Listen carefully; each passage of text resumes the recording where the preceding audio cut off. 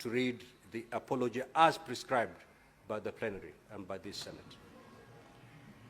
Mr. Speaker, I have apologized before, and I have no problem reading a prescribed apology, Mr. Speaker. Mr. Speaker, I just want to draw to your attention that we currently have a court case that is ongoing, Mr. Speaker.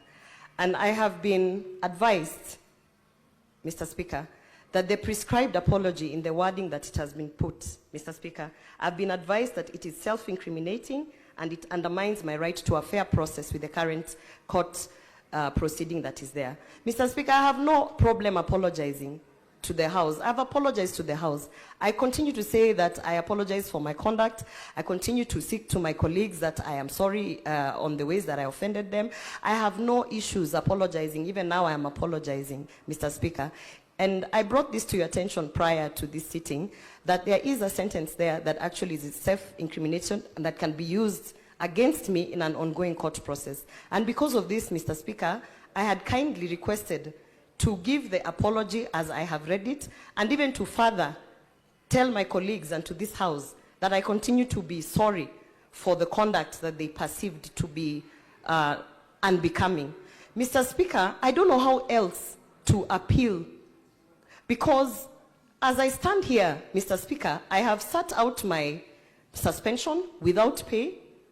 I have suffered the consequences of reporting issues, Mr. Speaker, and I continue to suffer those consequences, and I'm okay with that. However, Mr. Speaker, I really don't understand in whose interest it is for a prescribed apology with a self-incriminating sentence that actually puts me in an issue. So, Mr. Speaker, I appeal to my colleagues and to this House.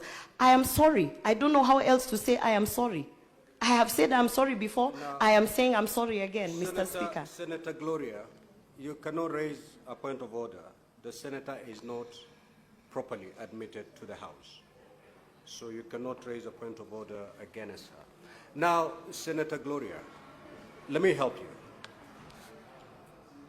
It is not up to the Speaker or the Chair to vary the apology. The apology was prescribed by the Senate sitting at a plenary. It is only the plenary sitting again to reopen this matter and amend that particular apology. As it stands, it must be read as contained in the report. So you either read this apology as prescribed, or you go think about it and come back at any day, any time that you'll be willing to read it as is prescribed. There is no two-way about it, because by allowing the apology that you've read out, and basically usurping the powers of plenary by amending a report that was passed and adopted by this Senate. I do not have those powers. I stand guided, Mr. Speaker. Thank you. I will, I have, as I've said, I have no problem reading it. But I have been advised, Mr. Speaker, and I'm not a legal expert, and I have an ongoing court case, Mr. Speaker. Senator Gloria. So it's I don't know simple. what else is required from me, Mr. Speaker. The Chair is speaking, Senator Gloria. You know our standing orders. I have told you that there's only two ways. There are only two ways. You either read as prescribed, walk in and take your seat, or you don't read as prescribed and you walk out until such a time that you'll be ready to read the oath as prescribed. Which way do you want to go? Mr. Speaker, having had your advice and noting that by reading this apology, I will be incriminating myself, noting that this is attached to my work, I find that very unfair.